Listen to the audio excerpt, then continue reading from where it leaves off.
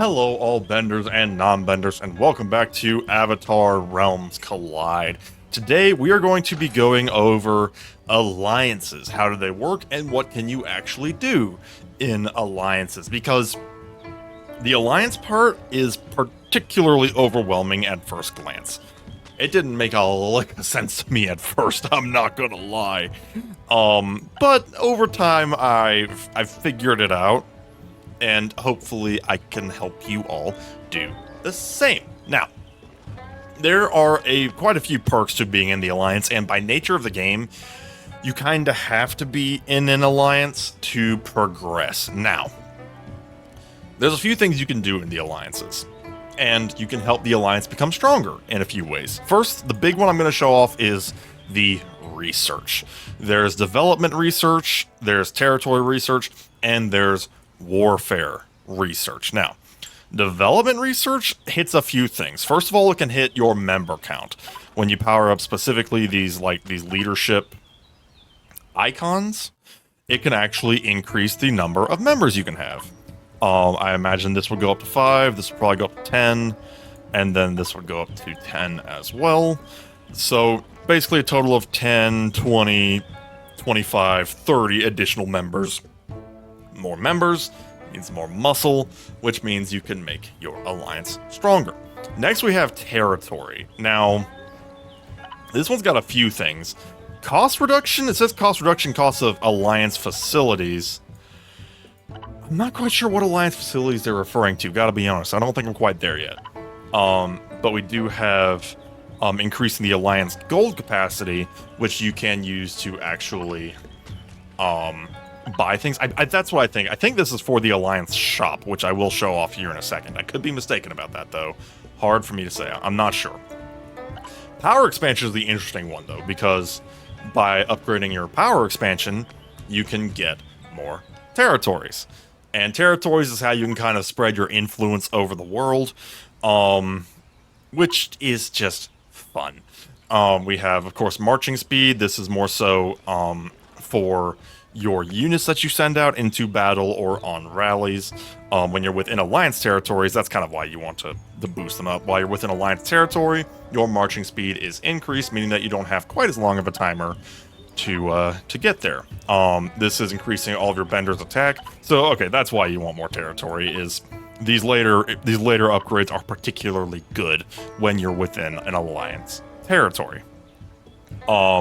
This is gathering speed, so if you're gathering your wood, your stone, your lettuce, cabbage. Of course it's cabbage. Or anything like that, that can be quite helpful. Power expansion, even more territories. These are interesting. It says it's an outpost, but it's just ignore boundaries 1. I don't know what this one is. Gotta be honest. I ain't got a dang clue. But it's probably something you build, and I imagine it would be helpful. Maybe you can see things at a distance. I don't really know. These here increase the durability of your outposts and your alliance center, which can make it so that they're not quite as easy to get destroyed, because you can be attacked. You can be attacked by opposing alliances, or you can attack your opposing alliances. Whether or not you want to go down that road is up to you. I love warfare as much as the next guy. I particularly love picking a fight. But that's the kicker, ain't it? Is if you dish it out, you better be ready to take it. And unless you literally just blast them to the extent that they delete the game, you have probably made an enemy for life. So, choose wisely. This right here cranks up construction speed, not a bad thing. And then some kind of repeat stuff here. All of this is the same, just cranking up your stats even more. And then warfare here. This is probably not going to be the highest priority, at least in comparison to the perks you get from development and territory. This is kind of more of a flex goal, for being totally honest. But it can crank up the power of your benders, which, I mean, that's fantastic. It's just you might want to focus on powering up your alliance first, because it's going to take a while. But this is basically increases the attack based on the bending. Herbalism here is healing. Defense, obviously. This is increasing the speed when you're in a rally, because again, that sort of thing can take time.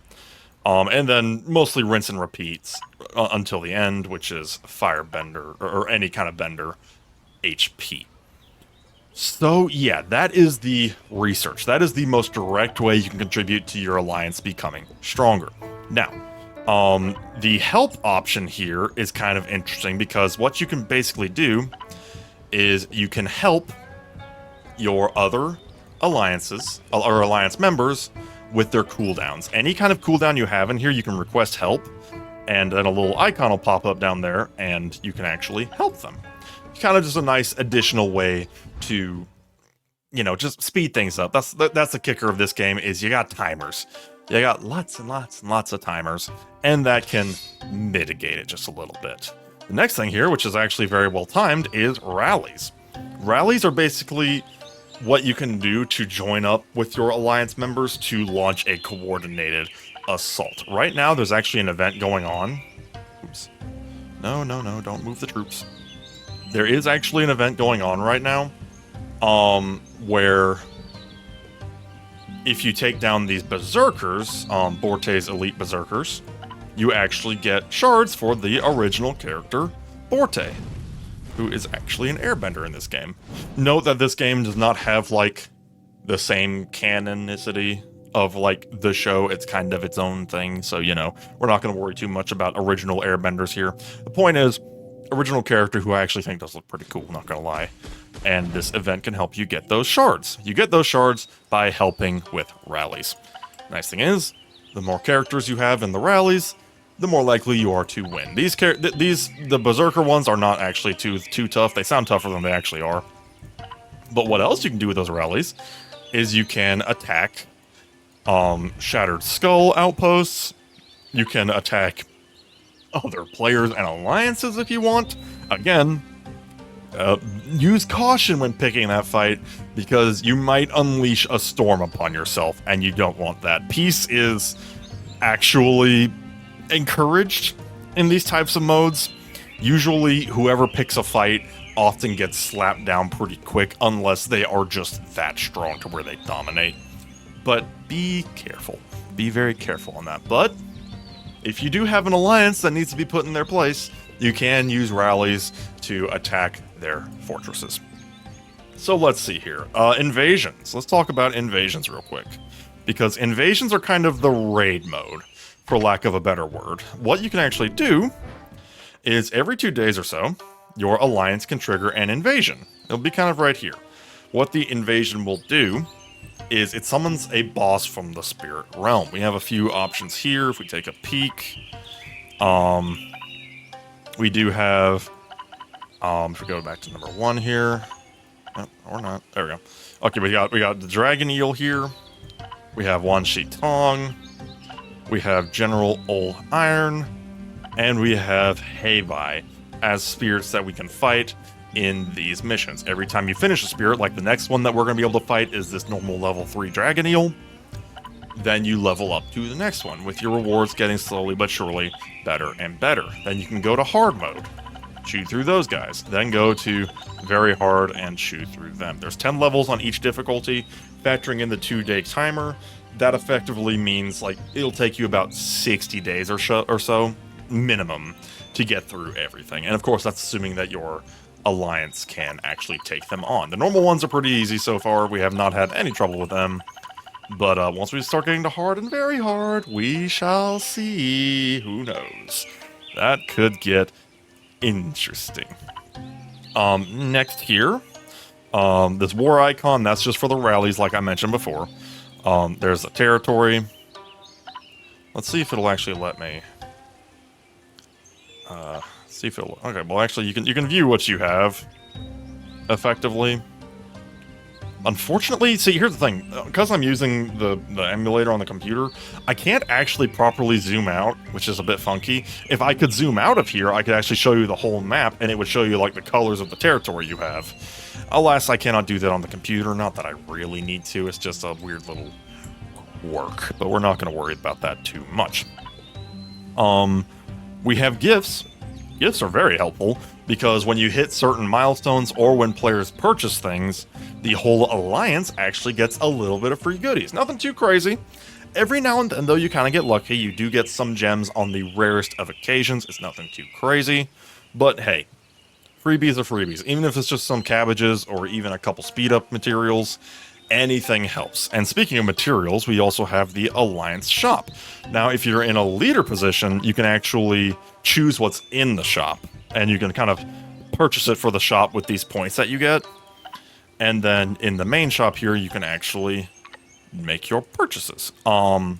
This is something that you kind of want to communicate with your Alliance leaders on. And it's kind of weird because the prices are not that ideal. I wonder if the research makes them cheaper. I don't know if... Well, which one was it? I can't even remember. I don't know which one does it, unfortunately. Kyle's construction speed, that's hero XP, research speed. I think it wasn't in territory then. I have to... Okay, yeah, here we are. Cost reduction. I don't know if this applies to the shop or not.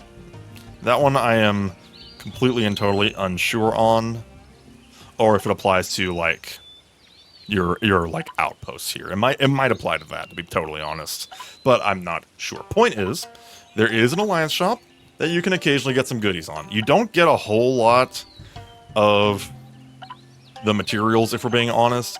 You can get a few from doing your you have a chance to get some from doing your research, which is all fine and dandy, but it's not like a guaranteed thing. Okay, it had me at 0 before, but I didn't think I had 0. I do have a few. And maybe it is a guaranteed thing. Maybe, am I talking out my butt on that one? I don't remember. I literally do not remember. But like if I hit the gem one, then if I go to shop, okay, that did give me a few more. Okay, so you do get some every time. That's good to know. They just didn't show up for some reason. Point is, goodies. You can occasionally get some extra stuff if you need it. And that, at the end of the day, kind of sums it up.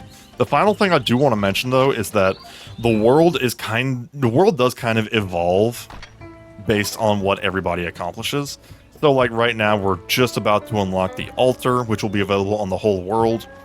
And then it looks like we need to capture altars, and then get town halls, etc., which will unlock more things. This one will unlock level 2 Shattered Skull Fortresses. This one will unlock the gates, and then we'll be able to cross the mountain regions. Very interesting stuff here that basically everybody in the world will work towards, and will give your Alliance some new things to shoot for. And I guess all the way here at the end, we have a Father Glowworm final battle, it seems, but we shall see. So yeah, that about is the gist of it for alliances. One more thing that is a little bit on the quirky side. You want to move your place, your city, to the Alliance. Period. But it's a little quirky if you try to do it just from the map. It sometimes doesn't work properly. If you have this item here, I believe it's this. Yeah, okay, Territorial City Relocation, which you do get a few free copies of that. You can relocate your city to a designated location within Alliance territory. This does not always work properly because of the gates, but you can actually jump the gates to get to your Alliance. You just have to go to territory and do the move near your Alliance members option. And it'll kind of plop you somewhere within the Alliance. Be very careful though, because if you accidentally go into a different territory but you don't realize it, then it'll start giving you that error message again of you can't jump there because of the gates. But you can move to your Alliance so that you're in there with everybody else. It's just, it's a little finicky. It's not perfect. It does work. It's just a little twitchy every now and then. And then, I guess for bragging's sake, if you go to rankings, you can actually look at the rankings of the, like, top 100 or so alliances in the world. Olympus is currently chilling at number 1, because we're just that good. But, I think Squish here. Yeah, Squish is actually kind of licking our tails here. But if I'm not mistaken, I think we're allies with Squish. Yes, we are. We are allies with Squish. Once again, it is better to make friends than enemies in this game because you do not want somebody to come in and just wreck your crap and take all your loot. I have a very nice pile of resources. I would like to keep it that way. Thank you kindly. So yeah, don't pick a fight that you're not certain you can't win. And most importantly, don't pick a fight that demonizes you to the rest of the world because you can't escape them. You're in the world with them forever. Unless they rage quit, and that's a whole other situation. But yeah, so just some tips there. Peace. Don't be the Fire Nation that attacks. Maybe be the Fire Nation that pursues peace, because you really don't want people to come in and wreck your crap. So yeah, that is what we have for the Alliance Guide. Let me know down in the comments below if you've been playing this game and if you're enjoying it, and we shall see you next time. Have a good one.